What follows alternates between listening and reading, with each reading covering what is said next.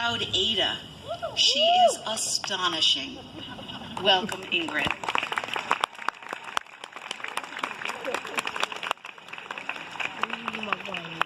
Good morning.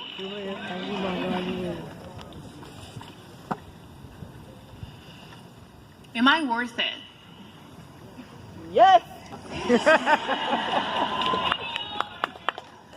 Am I even good enough to be here? Yes! I'm sure that many of us have asked ourselves these two questions and perhaps even believed that the answer was no. Our challenges and the unknown can pose a threat to the ability to place trust in ourselves, to see and acknowledge our personal strengths. My name is Ingrid Magalhães. I'm an Ada Comstock Scholar, a government major, and a proud member of the class of 2019.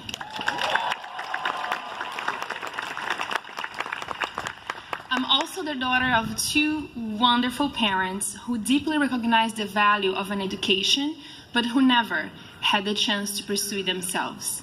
And today, I would like to thank them. They're seated right there. Mommy, Daddy, love you.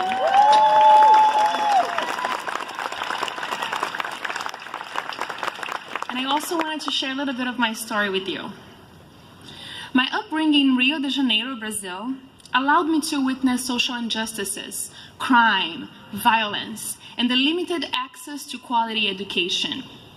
But it also taught me the importance of focusing my efforts to assist my fellow community members.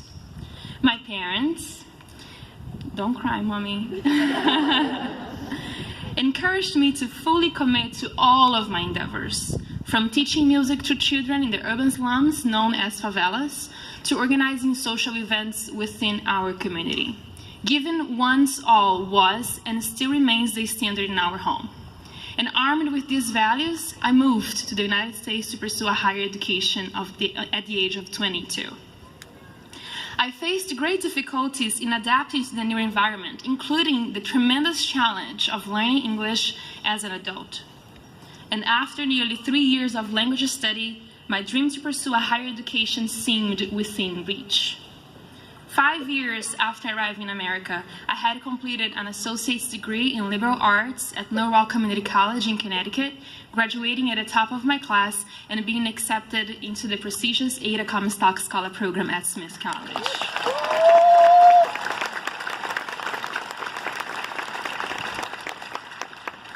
And this past weekend, I became the first in my family to complete a college degree.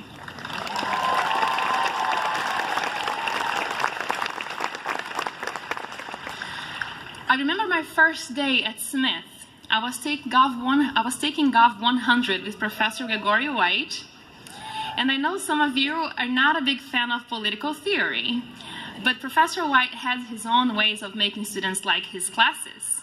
In fact, that class changed my life. It was the very first time I had ever read Plato, and my mind was blown with his claims about society, government, and human nature. And I wanted to read every single word of the Plato's Republic. And I did, at least during the first 2 weeks of classes, until I realized that 24 hours in a day were not enough to read 3 chapters of Plato. I felt overwhelmed and extremely stressed, and that was when I started to doubt myself. Am I worth it? Am I even good enough to be here? But Smith meant resourcefulness, it meant empowerment, it meant work, and it also meant friendship, as you can see here this morning. I was so blessed to have found friends who became closer than siblings to me, and the challenges that I encountered in my classes were overcome with persistence, resilience, and with great support of friends. I will never forget a moment when Sydney, another fellow Ada, saw the heavy weight in my eyes. She provided me with a special moment of comfort. She looked at me and said, "You are not alone." My time at Smith has made me more confident, more aware of my personal strengths. It presented me with endless opportunities that I would never have imagined. Encouraged by Rebecca Hovey, the director and dean of international study, I spent the spring 2018 semester in Geneva, Switzerland. I interned for Plan International, an NGO that advocated for girls and young women's rights, and I spoke twice at the UN Human Rights Council. I also developed, thank you. I also developed a training platform that taught NGOs and civil society organizations on how to engage with the UN mechanisms. And this platform was translated into 4 languages and has been used in 10 different countries within the Asian and African continents. Whoa!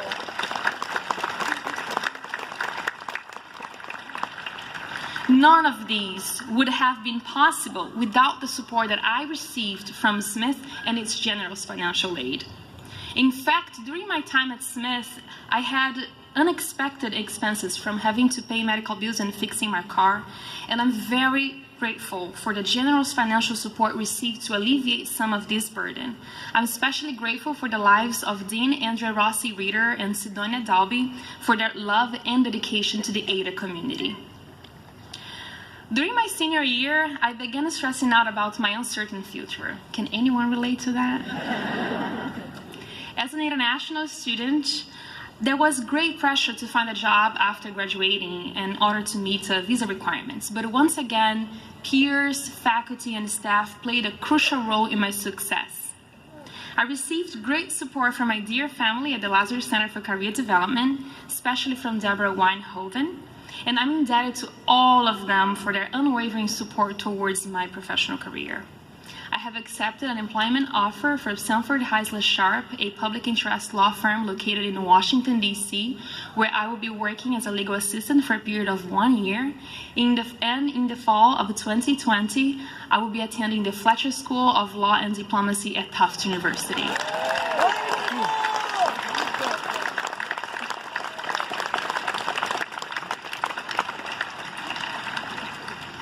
I'm sure I'm not alone when I say that some of the faculty become as close as family to us. And Leone, the professor of French Studies and director of Landscape Studies program, became a central figure in my life at Smith, from encouraging me to pursue my studies in French to completing my applications for graduate schools. And this morning, my heart is filled with gratitude. I thank God for every single blessing that changed the course of my life, and especially for all of you, for the alumni community and the tremendous role that you have played in my life in allowing me to pursue a higher education in the United States. This past weekend, my student chapter at this amazing institution officially ended. But now I'm part of this distinguished Smith alumni community. Here we found friends, sisters, and mentors who greatly shaped our trajectory. And as I told my peers last weekend, they are worth it, and they are much more than just good enough. We must always remember to believe in ourselves, in our dreams, in our own power. And when we find ourselves facing self-doubt and uncertainty in any of our pursuits, we must remember the words of Martin Luther King Jr. Take the first step in faith. You don't have to see the whole staircase. Just take the first step. Thank you, and happy reunion to all of my fellow alumni.